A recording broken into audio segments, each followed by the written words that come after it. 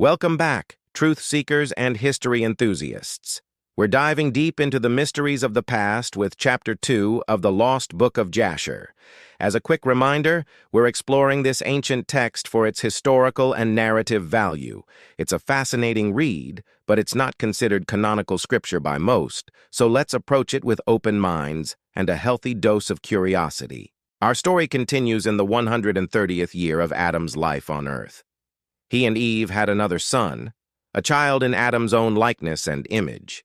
Eve named him Seth, saying, "Because God has appointed me another seed in the place of Abel, for Cain has slain him." This verse echoes Genesis, marking a new beginning for Adam's lineage, a replacement for the righteous Abel. Seth represents hope and the continuation of a godly line after the tragedy that befell his brothers. At the age of 105, Seth had a son of his own, whom he named Enosh. The book gives a poignant reason for this name. Because in that time the sons of men began to multiply and to afflict their souls and hearts by transgressing and rebelling against God. So, right from the birth of Enosh, a troubling trend emerges. As humanity grew in number, it also grew in its tendency to turn away from its Creator. The joy of multiplication was soured by spiritual decline. This decline didn't stop. In the days of Enosh, the situation worsened. The sons of men, as the text calls them, continued to rebel and transgress against God, which only served to increase the Lord's anger. It was a downward spiral. They didn't just forget God, they actively sought out replacements. The book tells us that men went and they served other gods, and they forgot the Lord who had created them in the earth. What did these other gods look like? The text is specific.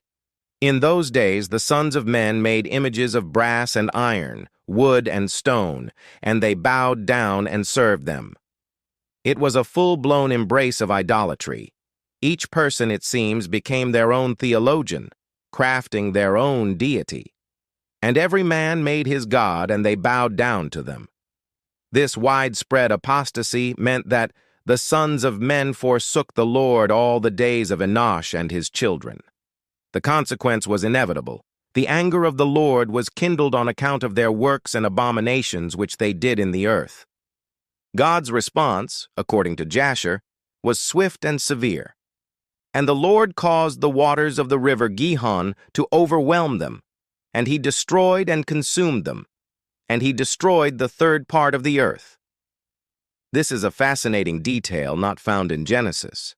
A regional flood, originating from the Gihon River, one of the 4 rivers flowing from Eden, served as a devastating judgment.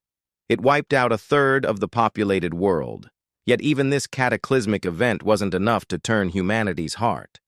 Notwithstanding this, the sons of men did not turn from their evil ways, and their hands were yet extended to do evil in the sight of the Lord. The judgment wasn't just a flood, it extended to the very land itself. A great famine gripped the earth. And in those days there was neither sowing nor reaping in the earth.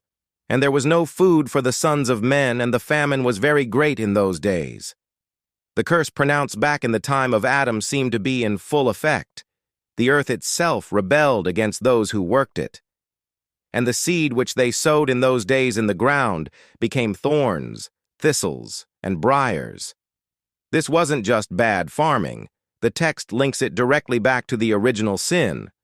For from the days of Adam was this declaration concerning the earth of the curse of God, on account of the sin which Adam sinned. As humanity's corruption grew, the earth itself became corrupt. But amidst this darkness, a new generation is born. Enosh lived 90 years and had a son named Canaan. Here, the narrative takes a hopeful turn. Canaan grew up, and by the age of 40, he was different. The text describes him as someone who became wise and had knowledge and skill in all wisdom. He wasn't just smart. He used his wisdom to lead. He reigned over all the sons of men, and he led the sons of men to wisdom and knowledge. Canaan emerges as a figure of order and enlightenment in an age of chaos. The book elevates Canaan's wisdom to a supernatural level, stating he had understanding in all wisdom, and with his wisdom he ruled over spirits and demons. This is a powerful claim, suggesting a kind of spiritual authority and insight that his contemporaries lacked. He was a king not just of men, but a master of hidden knowledge. This wisdom gave Canaan a glimpse into the future. He knew by his wisdom that God would destroy the sons of men for having sinned upon earth, and that the Lord would in the latter days bring upon them the waters of the flood. Canaan foresaw the great flood, the ultimate judgment that was still to come. He understood that the partial destruction by the Gihon River was just a prelude to a much larger global catastrophe. What did he do with this terrifying knowledge? He didn't just keep it to himself. And in those days, Canaan wrote upon tablets of stone what was to take place in time to come, and he put them in his treasures. He created a permanent record, an archive of prophecy, ensuring this vital warning would survive for future generations. This idea of preserving knowledge on stone tablets is a recurring theme in ancient legends, suggesting a desire to create something that could withstand even a world-destroying flood. Canaan's reign was a mix of secular and spiritual leadership. He reigned over the whole earth, and he turned some of the sons of men to the service of God. He wasn't entirely successful in converting everyone, but he made a difference. He managed to pull some people back from the brink, redirecting them toward the worship of the one true God. He was a beacon of light, however small, in an increasingly dark world. The chapter then shifts to Canaan's family line. When he was 70, he had 3 sons and 2 daughters. We are given their names. His firstborn was Mahlalel, the second was Enan, and the third was Mered. His daughters were named Ada and Zillah.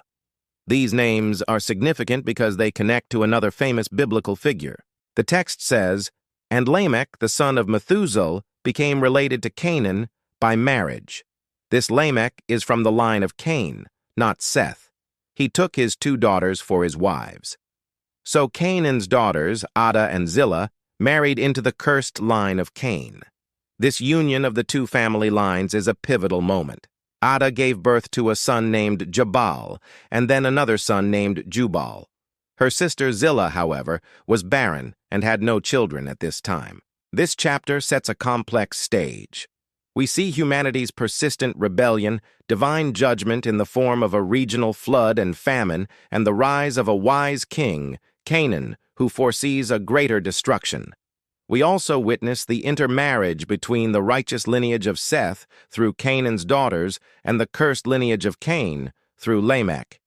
It's a rich, complex narrative that adds layers of detail to the familiar stories of Genesis.